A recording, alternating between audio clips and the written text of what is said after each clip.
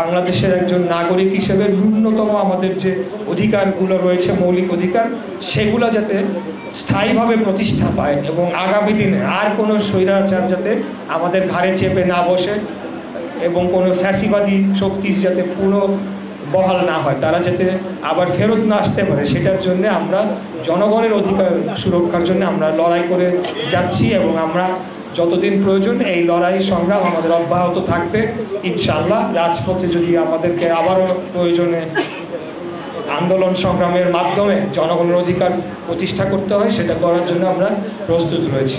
তবে অনেক তো লড়াই সংগ্রাম হয়েছে, আমরা এখন চাই যে গণতান্ত্রিক পন্থায় শান্তিপূর্ণভাবে জনগণের ক্ষমতা একজন বা একটি দলের থেকে আরেকটি দলের কাছে হস্তান্তর হবে, রাষ্ট্র পরিচালনার দায়িত্ব হস্তান্তর হবে।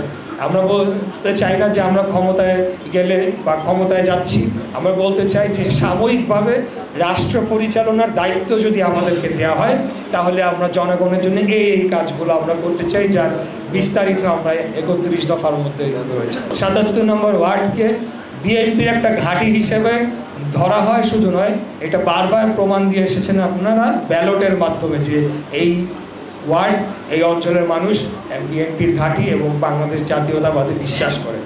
এবং এর কারণে অতীতে আওয়ামী সরকারের সময়ও এই ওয়ার্ডেরকে অনেক বঞ্চনারও শিকার হতে হয়েছে, যে কেন এই ওয়ার্ড বাংলাদেশ জাতীয়তাবাদী দল অথবা বিএনপি একটা ভোট ব্যাংক হিসেবে গড়ে উঠলো, সেটার জন্য অনেক বঞ্চনার অনেক শিকারও কিন্তু হতে হয়েছে।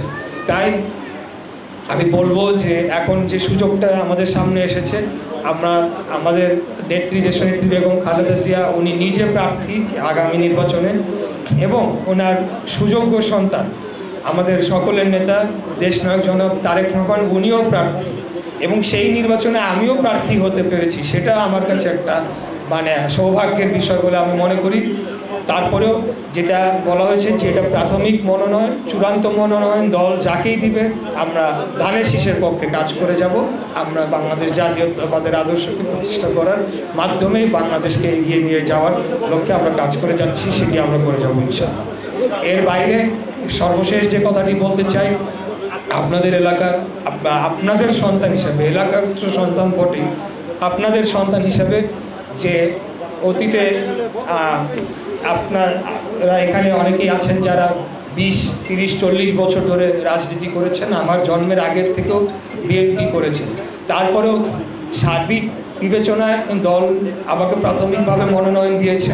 চূড়ান্তভাবে যদি দল আমাকে চূড়ান্তভাবে মনোনয়ন সেটা দেয়, কারণ এখানে আরেকজন মনোনয়ন প্রত্যাশীও রয়েছেন, তাই আমি বলছি যে চূড়ান্তভাবে যদি দল আমাকে মনোনয়ন দেয়, আমি রাষ্ট্র পরিচালনার কোনো দায়িত্বে অতীতে পালন করি নাই, যেটা আপনাদের চেয়ারম্যান বা আপনাদের সাবেক কমিশনার আলহাজ লিয়াকত আলী বলেছেন যে আমার কাছে দাবি দেওয়া নিয়ে আসার সময় হয় নাই, কারণ আমি সেই ধরনের সুযোগ পাই না। কিন্তু যদি আমি আগামী দিনে যে কোনো দায়িত্ব, সেটা জনপ্রতিনিধি হিসেবে যে কোনো দায়িত্ব পালন করার যদি সুযোগ পাই, তাহলে আপনারা অবশ্যই আমার কথার এবং কাজের মিল রয়েছে কিনা আপনারাই সেই মিলটা খুঁজে নেবেন।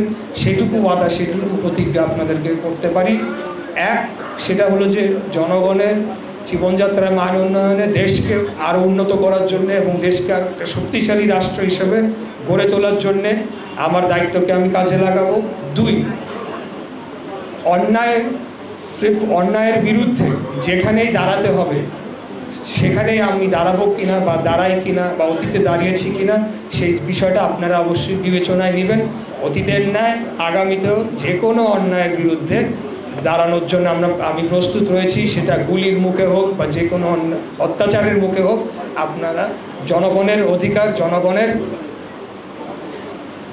অধিকারের পক্ষে এবং যে কোনো অন্যায়ের বিপক্ষে অবশ্যই আমার সেই রাষ্ট্র পরিচালনার যদি দায়িত্ব আমি পাই, সেটিকে আমি কাজে লাগাবো।